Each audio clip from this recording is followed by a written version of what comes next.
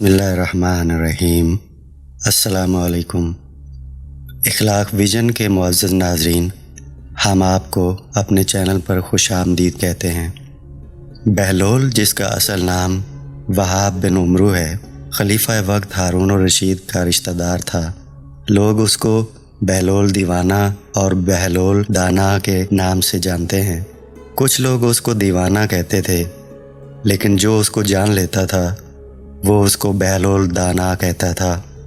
آج جو واقعات ہم آپ کے سامنے پیش کرنے جا رہے ہیں، یہ اس بات کا منہ بولتا ثبوت ہیں کہ بہلول دیوانہ نہیں بلکہ بہلول دانا تھا۔ بہلول کی دانائی کے قصے اتنے مشہور ہوئے کہ ہارون الرشید نے اپنے کارندوں کو حکم دیا کہ بہلول کو فوراً محل میں پیش کیا جائے۔ ہارون الرشید کا ایک کارندہ بہلول کو لینے کے لیے اس کے پیچھے پیچھے چلا جا رہا تھا۔ اس نے ایک دو بار اسے متوجہ کرنے کی کوشش کی، لیکن وہ اپنی دھن میں مست چلتا گیا اور اس کی طرف دھیان نہیں دیا۔ ہارون کا کارندہ کچھ فاصلہ رکھ کر اس کا تعاقب کرتا رہا۔ بہلول کبھی اپنے آپ سے باتیں کرنے لگتا، کہیں کھڑا ہو کر اپنی چھڑی سے زمین کریدتا، کہیں راہ چلتے بچوں کے سر پر ہاتھ پھیر کر کوئی مزاحیہ فقرہ کس دیتا، کہیں دیوار سے ٹیک لگا کر اپنے خیالوں میں گم ہو جاتا۔ اسی طرح چلتے چلاتے آدھا دن بیت گیا۔ سورج نصف النہار پر آ گیا۔ بہلول اپنے کھنڈر میں داخل ہوا اور ٹوٹی ہوئی دیوار کے ساتھ کمر لگا کر سستانے لگا۔ اس نے آنکھیں بند کر لیں اور فرش خاک پر ٹانگیں پسار لیں۔ کارندہ جو بہت دیر سے اس کے تعاقب میں تھا، اس نے سوچا کہ دن بیت چلا ہے، کھانے کا وقت ہے، لیکن بہلول نے کھانا نہیں کھایا۔ بہتر یہی ہے کہ وہ اس کے لیے کھانا لے آئے تاکہ اس سے بات کرنے کا بہانہ ہو جائے۔ اسے خود بھی بھوک لگی تھی۔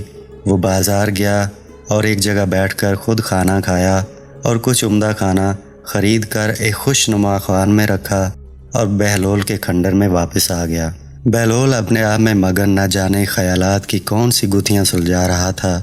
ہارون کا کارندہ آگے بڑھا اور بہلول کو متوجہ کرنے کے لیے اطلاعی انداز میں کھنکارا۔ بہلول نے آنکھیں کھول کر اس کی طرف دیکھا۔ اس نے سلام کیا۔ بہلول نے جواب دیا تو وہ بولا، جناب بہلول صاحب، خلیفہ ہارون نے آپ کے لیے یہ کھانا بھیجا ہے۔ اس نے کھانے کا خوان اس کے نزدیک رکھ دیا۔ بہلول ہنسا، واہ واہ، اسلامی مملکت کے بادشاہ مجھ جیسے کم حیثیت دیوانوں کا بھی خیال رکھنے لگے ہیں۔ خلیفہ ہارون کی رعایا پروری تو ضرب المثل ہے، کارندے نے فوراً کہا۔ بہلول نے اپنے دائیں بائیں دیکھا اور اس کتے کو چمکارا جو کھنڈر میں ایک جانب بیٹھا ہوا تھا۔ کتا دم ہلاتا قریب آ گیا۔ بہلول نے کھانے کا خوشنما خوان اٹھایا اور کتے کے سامنے رکھ دیا۔ کتا بے صبری سے منہ مارنے لگا۔ اوہو، خدا کی پناہ، بہلول یہ کیا کرتے ہو؟ خلیفہ کا کھانا تم نے کتے کے سامنے رکھ دیا ہے۔ ملازم نے دہائی دی۔ بہلول نے کہا، چپ، خاموش رہو، منہ بند رکھو۔ اگر اس کتے نے سن لیا کہ یہ کھانا خلیفہ کا ہے تو یہ بھی نہیں کھائے گا۔ ملازم اپنی ہنسی نہیں روک سکا اور بولا، بہلول تم بھی عجیب مسخرے ہو۔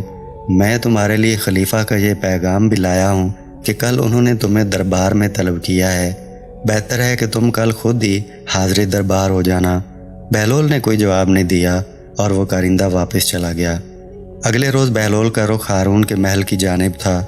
اس نے پیوند لگے ہوئے کپڑے پہن رکھے تھے، کندھے پر گدڑی تھی اور ہاتھ میں عصا۔ دربان کو معلوم تھا کہ وہ ہارون کا رشتہ دار ہے اور اسے ہارون نے طلب کیا ہے، اس لیے اس نے اسے اندر جانے کی اجازت دے دی۔ وہ اپنی پھٹی ہوئی جوتیاں چٹکھاتا بڑی بے تکلفی سے اندر داخل ہو گیا۔ وہ راہداری میں گزرتا ہوا دیوان خاص میں پہنچا۔ دیکھا کہ نہ کوئی نگہبان ہے، نہ پہرے دار۔ وزیروں امیروں کی کرسیاں بھی خالی پڑی ہیں، شاید ابھی دربار آراستہ نہیں ہوا تھا۔ وہ قیمتی قالین کو رونتا بادشاہ کی مسند تک جا پہنچا اور مزے سے اس پر براجمان ہو گیا۔ ابھی اسے بیٹھے ہوئے چند لمحے بھی نہیں ہوئے تھے کہ دربار کے پہرے دار دوڑتے ہوئے آئے۔ انہیں اطلاع ملی تھی کہ ہارون اسی طرف آ رہا ہے۔ یہ دیکھ کر وہ دنگ رہ گئے کہ بادشاہ کی زرعی مسند پر بہلول پھٹے حالوں بیٹھا ہے۔ انہیں اپنی آنکھوں پر یقین نہیں آیا۔ وہ بدحواسی میں آگے بڑھے۔ ایک نے بہلول کا بازو پکڑ کر کھینچا، دوسرے نے کوڑا بہلول کی پشت پر رسید کیا۔ او دیوانے، تیری یہ جرت، کہ تو بادشاہ کی مسند پر بیٹھے، اتر نیچے۔ بہلول نے تڑپ کر نعرہ مارا، ہائے ہائے، اف! وہ دہائی دینے لگا، منہ بند کرو، شور مت مچاؤ، اترو، بادشاہ کی مسند پر سے اترو۔ پہرے دار نے اس کی پشت پر مسلسل کوڑے برساتے ہوئے درستی سے کہا۔ دوسرے نے زور لگایا اور بہلول کو مسند پر سے کھینچ کر فرش پر گرا دیا۔ بہلول سر پیٹنے لگا، ہائے افسوس، صد افسوس، آہ، اف! وہ بلند آواز میں مسلسل روتا جا رہا تھا۔ پہرے داروں کی جان پہ بنی تھی، لیکن وہ کسی طرح خاموش ہونے کا نام ہی نہیں لیتا تھا۔ اسی وقت ہارون کی آمد کی اطلاع نقیبوں نے دی اور چند لمحوں بعد وہ دیوان خاص میں داخل ہوا۔ اس نے بہلول کو اس طرح روتے چلاتے اور فریاد کرتے دیکھا تو حیران رہ گیا۔ اس نے آگے بڑھ کر بہلول کو فرش پر سے اٹھانا چاہا، لیکن وہ نہیں اٹھا اور اسی طرح روتے ہوئے افسوس افسوس اور ہائے ہائے پکارتا رہا۔ یہ سب کیا ہو رہا ہے؟ ہارون نے ڈانٹ کر پوچھا۔ عالیجا، یہ دیوانہ حضور کی مسند پر جا بیٹھا تھا اور اترنے کا نام نہیں لیتا تھا، اس لیے ہمیں تھوڑی سی سختی کرنی پڑی، پہرے داروں نے ڈرتے ڈرتے بتایا۔ ہائے، یہ تھوڑی سی سختی تھی؟ ارے ظالموں، تم نے تو کوڑوں سے میری پشت ادھیڑ کر رکھ دی ہے۔ ہائے افسوس، اف اف! بہلول نے فریاد کرتے ہوئے انہیں ٹوکا۔ ہارون نے نگاہ عتاب ان پر ڈالی، تم لوگ دیکھتے نہیں کہ یہ دیوانہ ہے؟ پہرے دار آئیں بائیں شائیں کرنے لگے۔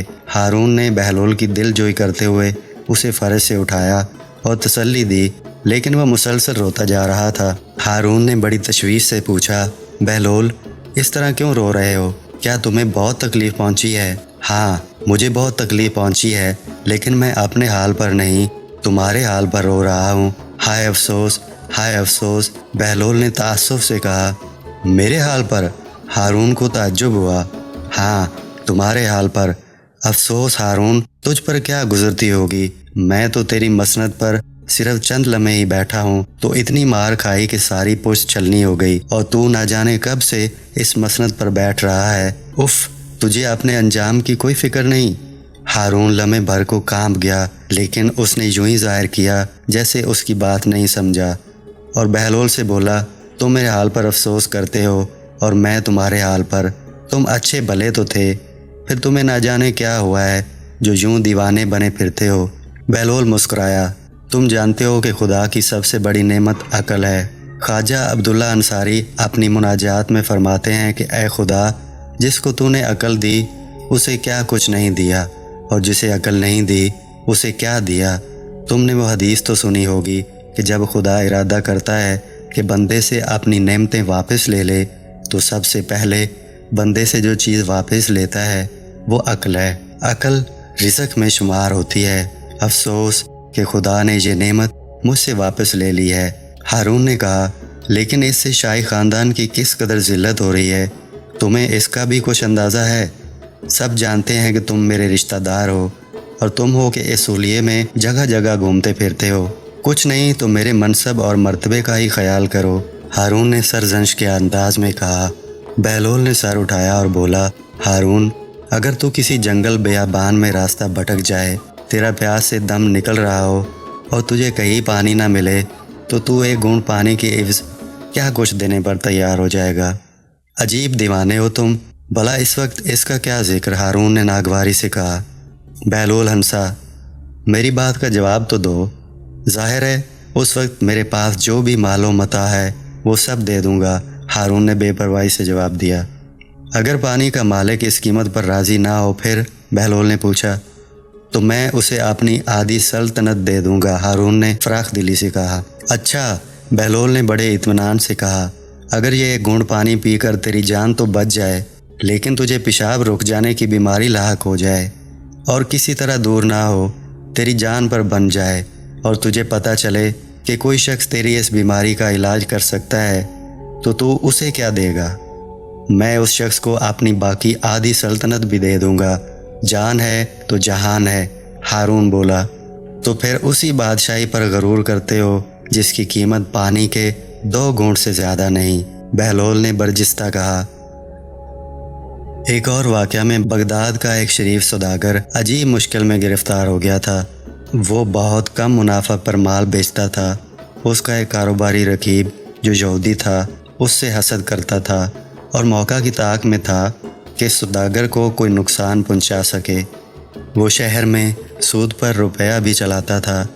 कुछ मुद्दत गुजरी, उस शरीफ सौदागर को रुपये की ज़रूरत पड़ी। उसने यहूदी से कर्ज़ा मांगा। वो रुपया देने पर तैयार तो हो गया, लेकिन उसने एक निराली शर्त रखी कि अगर सौदागर वक्त मुकर्रर पर उसका कर्ज़ अदा ना कर सका तो वो उसके बदले में उसके जिस्म के जिस हिस्से से चाहेगा एक सेर गोश्त काट लेगा। सौदागर मजबूर था, उसकी इज़्ज़त पर बनी थी। उसने मजबूरन शर्त मान ली और पक्की दस्तावेज़ लेकर यहूदी के हवाले कर दी। इत्तफाक ऐसा हुआ कि वो सौदागर वक्त मुकर्रर पर कर्ज़ अदा नहीं कर सका तो यहूदी ने फ़ौरन अदालत में मुकदमा दायर कर दिया, क्योंकि उसके पास सौदागर के हाथ की लिखी हुई दस्तावेज़ मौजूद थी। इसलिए काजी को फ़ैसला यहूदी के हक़ में ही देना था, मगर वो आज कल पर टालता रहा, क्योंकि उसे मालूम था कि यहूदी सौदागर का सख्त तरीन दुश्मन है।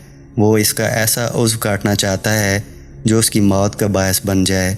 दरअसल यहूदी सौदागर का दिल निकालना चाहता था, जिससे उसकी मौत वाक़ई हो जाती। यहूदी हर रोज़ काजी से हुक्म जारी करने का तकाज़ा करने लगा। काजी के पास भी सौदागर के बचाव की कोई तदबीर नहीं थी। लोग भी उसके हाल पर कुड़ते थे। नाज़रीन, किसी ने बहलोल से भी ये किस्सा जाकर कहा। उसने आओ देखा न ताओ अपनी गुदड़ी उठाकर कंधे पे डाली और काजी की अदालत में जा पहुंचा और काजी से बोला, काजी जी, क्या मुझे इजाज़त देते हैं कि मैं इंसानियत के नाते इस सौदागर की वकालत करूं? काजी ने उसे इजाज़त दे दी तो वह अपना असा खटखटाता आगे बढ़ा और बड़े इत्मीनान से सौदागर और यहूदी के दरमियान जा बैठा और सौदागर से बोला, भाई सौदागर, क्या तूने इसको दस्तावेज़ लिखकर दी है कि अगर तू कर्ज अदा ना कर सके तो इसे इख्तियार है कि ये तेरे जिस्म का एक सेर गोश्त जिस जगह से चाहे उतार ले? मुझे इससे इनकार नहीं है, वो ठंडी सांस भरकर बोला। फिर बहलोल यहूदी की तरफ मुतवज्जे हुआ। क्यों भाई, क्या ये दस्तावेज़ लिखी गई थी कि तुम इसके जिस्म से एक सेर गोश्त जहाँ से चाहोगे काट लोगे? बिल्कुल यही इकरार हुआ था। मेरे पास दस्तावेज़ मौजूद है, यहूदी ने बड़े फ़ख्र से बताया। बहलोल ने कहा, तो फिर ठीक है भाई, तुम्हें पूरा हक हासिल है कि तुम सौदागर के जिस्म से एक सेर गोश्त काट लो, जहाँ से जी चाहे काटो, लेकिन इतना ख्याल रखना कि शर्त सिर्फ गोश्त की है और वो भी पूरा एक सेर, ना कम ना ज़्यादा, और खून का एक कतरा ना निकले। अगर तुमने एक सेर से कम या ज़्यादा काटा या सौदागर का खून ज़ाया हुआ तो तुम्हें इक़दाम कत्ल की सज़ा मिलेगी। बहलोल ने बहुत मज़े से कहा। यहूदी का मुंह खुले का खुला रह गया। लोग अश कर उठे और काजी ने हुक्म दिया कि यहूदी को सिर्फ रकम अदा कर दी जाए।